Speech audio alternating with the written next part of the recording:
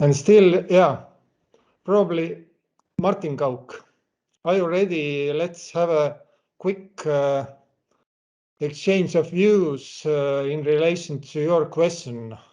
Martin, can you start discussion?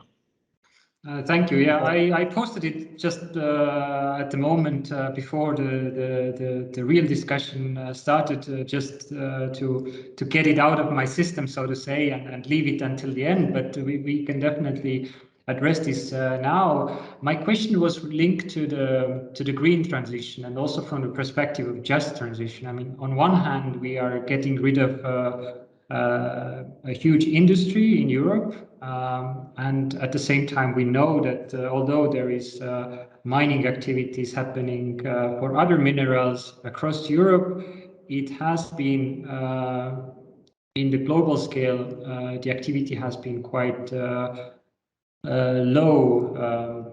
So we have been relying on Africa and many parts of Africa for sourcing the raw materials that we need for green transitions, for the electronics and for the windmills and so forth.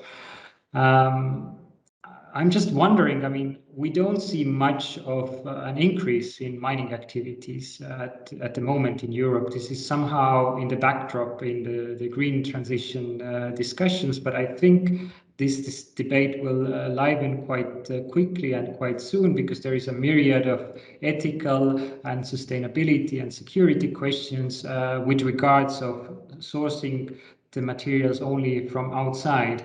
So the question is that if we get rid of a lot of miners, I mean, there's one problem that they have nothing to do, but also there is a whole industry built around the mining. So how can we capitalize this and think about how can we use these skills and know-how? Because if we get rid of such a chunk of it, we will need to import it from other parts of the world. Ivan Sergeyev, can you reflect what can happen in relation to northern eastern Estonia, and we discussed here in Estonia extensively about new possibilities on mining and extraction, and definitely it's not oil shale is not a dead end here. Ivan. Hi. Yeah, sorry, I had to close the window. Otherwise, you're going to hear a lot of noises from the outside. Anyways, yeah, it actually is an issue. Estonia has, how do we translate this? Valorization of local natural resources as one of its smart specialization strategies. So it's something that Estonia looks at generally, not just in Ida-Virumaa, but that's something that we have as four of, let's say, specialties. That's one of them. Of what we want to develop in the future in Estonia. So that is a big deal. And there are a lot of discussions in the universities, also in the ministry, well, pretty much in Estonia, general discussion about, okay, we don't have a lot of natural resources, but we do have some. And yes, indeed, we have unique, how do I say, industry already built around mining. How should we utilize that?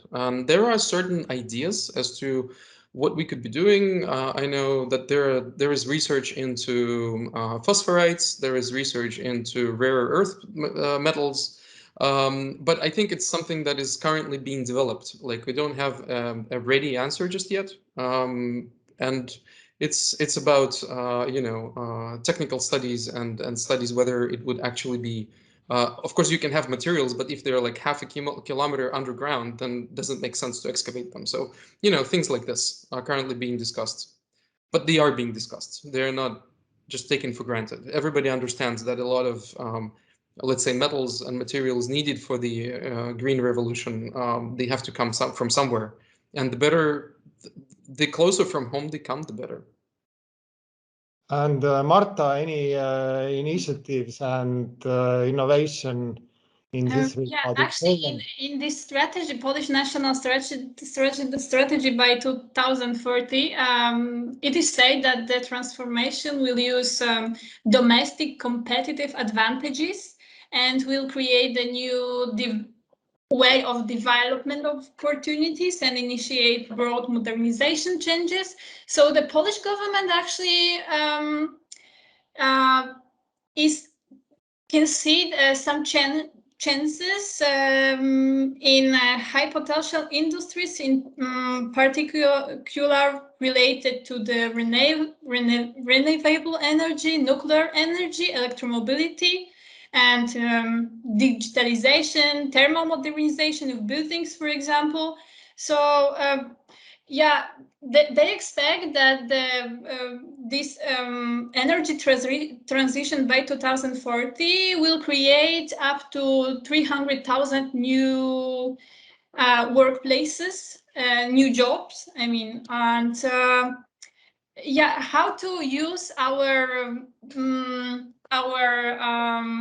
human capital and how to spread it worldwide, because I think that was the question, that how we can use those employees and support the energy transition in Europe. And I can say that actually I agree with Ivan that I'm afraid that there is no question yet. There is no right answer for that yet. I think that Polish strategy is very general.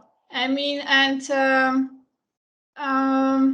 how to make this transition complete, like successful. I don't know. First of all, we need to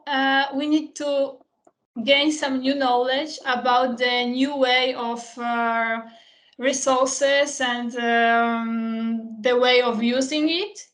And yeah, so we need to prepare our society first, and then yeah, of course we can support others, but at the beginning I think still Poland is very far away from being an innovator in the green revolution. So yeah, first of all, I think that we need to use some human capital resources first, and make our transformation real, and then we can support others. That's my personal opinion, and I think that somehow, like, when I can see the Polish reality, yeah, I think it should work like that. I'm afraid that it will be like that. So at the beginning, our transformation, and we need to learn by our mistakes and gain some more knowledge from others, and then we can be very supportive for others. Yeah, thank you, Marta. Indeed, phasing out and phasing in might need stronger synchronization in economic terms as well. What is important in this ESPON community and seen also regionally and across countries, and I hope that European community will have certain transfer power above national interests. Yeah, I mean, the Germany, yeah, or for example, Denmark, they're the best example of the energy transition, and yeah, we should learn from them first, and then we can go further. But anyway, let's continue this Estonian Polish dialogue, and my next topic, I'd like to invite you reflect your views, is that currently this autumn and coming dark and cold winter, it seems that we are going to focus more and more on energy security, and all this Green Deal and beautiful sustainable future is contested and somehow lost, or at least we are losing this momentum, at least for this winter, until we are getting some new capacities either in our northern or relying on Russian gas. Ivan, what can we do in relation to energy security, and do we have any speeding in Estonia, just deploying new renewables? God, I don't know if I can answer with any level of credibility as to what are we going to do. But I can suggest that basically we know that the current, let's say, energy crisis, right? It's a confluence of multiple factors. One important thing to realize is that it's not because green energy is expensive or whatever the narrative may be, because that's what a lot of people say that, well, this is green energy, it's more expensive, that's why we're having these problems right now. That is not true. As we know that the renewable energy is actually cheaper. So that is something that we need to keep in mind during these hard and dark times when we have to explain that even more to some people. Otherwise, I don't know. I think nobody's gonna give up on saving their own civilization on this planet just because one winter is cold. I would like to think that that is not the case. The green transition is not something we do for fashion. It's not something we do for, because somebody told us to. It's something that we know that we have to do. Like, there is no choice. It's an existential threat. So yes, maybe right now with the confluence of, gas being really, really expensive, with the economy recovering after the corona pandemic crisis, with supplies being low, with all of these different factors, yes, we're running into some headwind, but I don't think this is fatal, and we just need to make sure that we communicate that. I think there is a lot to be said for communication of the Green Deal. That it is important. It is actually, we don't have a choice whether we want to do it or not. We have to. And then that will keep us it won't keep us warm through the winter. Obviously, we need to mobilize the resources that we do have and the things that we thought that we're giving up on. Yes, temporarily, but so we have to. But this is my personal opinion. This is not something that I can substantiate much because I'm not, the Ministry of Economic Affairs, economics, or energy department. This is just something that I'm observing. Ivan, this very straightforward approach to this winter, and definitely the Green Deal and all other related initiatives, sectoral investments are long-term, and this price and market-related fluctuations should be reflected by some other measures, and of course energy poverty is becoming also more and more important coming months and probably years. Any views from Poland in relation to energy security, which is also similarly important topic for Poland, which is based on coal? Yeah, maybe not based on coal, but the first idea which comes to my mind when you ask about the energy security in Poland was that we actually can be the best example how when we are talking about the innovators, how to be independent from Russia, Russian gas and petroleum. I mean, after the crisis in Crimea, Poland had a very clear sign that well, we should be very independent from the natural resources from Russian Federation, and we did our best to be more independent.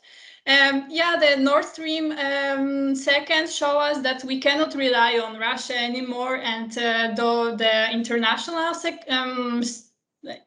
situation and shows that we should be more independent for sure. So we decided the first step was to be more independent. Polish government decided that we should diversify our energy sector. I mean, and we decided to the most important investigation in Poland was a LNG port in Świnoujście. It's located on the north, nearby by the Baltic Sea. I mean, the city which has a direct connection with the Baltic Sea.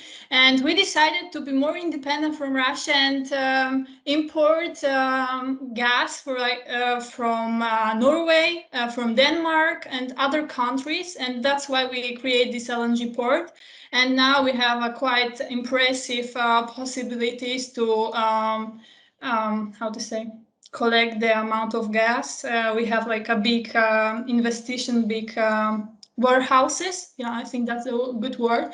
And yeah, we decided to take Nord Stream 2 second show us that that's the only right way how to be more independent. Of course, we also I said it in the presentation, during my presentation, but still, like, there were times where we not very independent from the Russian coal, and yeah, majority of the coal which were in Poland was from Belarus, but still Russian coal was existing in Polish economy. And so it supports somehow Polish economy, but yeah, as I say, like the after the Crimea issue, yeah, we had also a very bad contracts, and I think that Poland also won some issue in the court with Russia, and yeah, because the prices of I think it was about the gas, like were much more expensive than for other countries and other contract which Russian Federation made with other countries. So yeah, that was a very clear sign for Poland that yeah, we should do something. And yeah, nowadays the situation between Poland and Russian Federation is not very good. I mean, and yeah, the best example is that when the pandemic starts, like, it was the best reason to somehow yeah, block the contact with an exchange of people, and we are still not very allowed to enter Russian Federation. I mean, there are some problems with visas and so on. So yeah, Poland and Russian Federation, we are trying to do our best to be more independent. Yeah. That's the conclusion. Thank you very much, Marta, for this reflection. Any other views? What is going on currently in our macro region or across Europe in relation to energy security, energy poverty? I think Martin Kauk, ESPON should react very quickly and redraw the energy poverty map. We will note it down, and I think that the next program will give us ample opportunities to address this pressing issue. So hopefully there is lots to come from ESPON on that front. Kari Raagma. We are expecting huge offshore wind parks in the Gulf of Riga. And we also know that Kihnu is UNESCO heritage. How are we going to solve this confrontation, or are you already on front line? Absolutely. I was yesterday having a gala dinner with Kihnu mayor, and he was quite pleased that the company who is now having EPO and shareholders number will increase. This will be probably one of the most popular Estonian popular stock in the near future.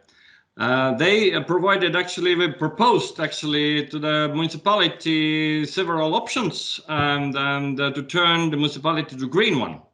We're not speaking about fishermen who are using now old boats and diesel engines. Maybe they can use also in the future electric boats, which are more environmental friendly, and so on and so forth. So that actually a community, after talking to enterprise leaders, was quite pleased that there are many new options for them. So that if you just talk to people then it can be solved quite easily. But not, currently the problem is in the Minister of Economy, who trying to keep this incentives for the municipalities and communities as low as possible. Probably have got some instructions from ministry or developers to keep those compensation schemes as small as possible. But if people talk directly, developer to the community, then maybe those things solving quite easily. Did you get the answer? Yeah, thank you very much. But also there is another transnational or bilateral dimension to this really huge strategic development in the Gulf of Riga, as it is going to be a bilateral project of Estonia and Latvia. And according to my knowledge, all this transmission and all other shareholding issues need to be solved also between Estonia and Latvia, and also I might just remind that during 2030s we had some fishing wars, so-called wars between our two small beautiful countries, and really hope that we can share this wind resource which is available in the Gulf of Riga equally and without any cases, as Marta gave us this tour of mine legal debate between Poland and Czech Republic. Any views from you, Ivan? Yeah, go on. I wanted to bring this back maybe to today, in a sense of, as we know that the wind farm, if there is no wind, then the wind farms are useless, right? So that's one of the arguments right now used against the whole green transition thing of like, oh, see, if the sun doesn't shine and the wind doesn't blow, then what are you going to do? And to be honest, this question needs to be answered. It is not answered well at the moment. And I think we're all struggling throughout Europe on how to answer it correctly. Is it going to be, I don't know, nuclear energy? For example, there is let's say a startup in Estonia who is trying to establish a nuclear energy facility, probably also in Ida-Virumaa. Is it going to be something else? Is it going to be a massive amount of batteries? Is it going to be hydrogen? I think we're in the middle of figuring this out. And what I think is important is not to lose faith, essentially, in the process of like, and not to lose faith is one thing, but the other thing is to communicate honestly that, we might not have the answer today, but we're working on this. It's an issue that the whole world is trying to grapple with right now. Nobody knows the answer of how are we going to, secure energy and what are we going to do on days when sun doesn't shine and the wind doesn't blow. I think it's a universal question, and we're all dealing with it, and that's okay. We are in a, that's what transitions are for. They're processes. They're not answered questions, they're processes. So we just need to be honest about it and keep on doing the good work. That I think would be my message about today. Yeah, and it's really pity that we are missing Martin in our session, as he wanted to also explore carbon capture and utilization, and there are really significant developments finally, or I'm hoping that finally, and those research and development actions are coupling, and there are higher and bigger investments in this segment, and I think it might be next big thing or game changer across the world coming decade, that we are really going to be able and having mainstream technology to capture the carbon. Marta, are there any news from Poland or green coal and capturing coal mines and other fancy ideas? Fancy ideas.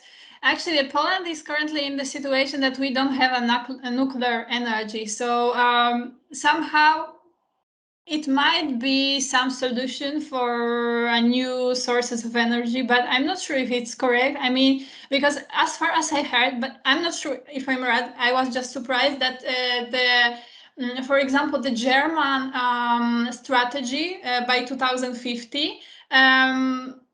The task, one of the tasks is to get rid of the nuclear energy. I'm not sure if I'm right, so maybe somehow can confirm or not.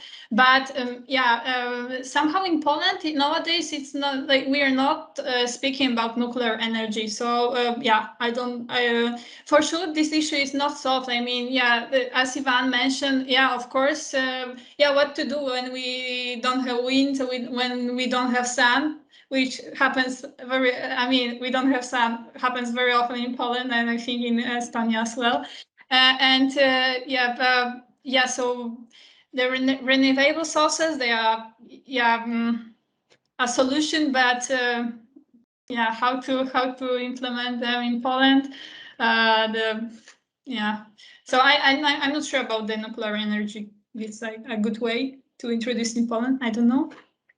Really quick. Yeah, Ivan, very short remark, and then we have to. Super quick. I think there is a lot to be said for energy innovation in the sense of, okay, we know batteries work. We are researching hydrogen, which is sort of a new thing. We know how the fossil fuels work. We know how solar and wind work. But one thing which I kind of remind us all about what's going on and is a big, let's say, investment that is going on right now is the thermonuclear research, right? So basically generating our own sun on the planet or on planet Earth, which is an actual project. It's not science fiction.